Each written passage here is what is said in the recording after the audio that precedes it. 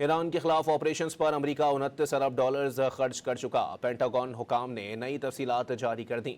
गुज़िश्ता माह अमरीकी कांग्रेस की ब्रीफिंग में ये लागत 25 अरब डॉलर्स बताई गई थी। उधर सेंटकॉम के मुताबिक ईरान की बहरी नाकाबंदी के दौरान 65 जहाज़ों को वापस भेजा जा चुका। नाकाबंदी तोड़ने की कोशिश करने वाले 4 जहाज़ खैर फाल किए जा चुके हैं। ईरान के खिलाफ ऑपरेशंस पर अमेरिका 29 अरब डॉलर्स खर्च कर चुका। पेंटागन हुकाम ने नई तफसीलात जारी कर दी।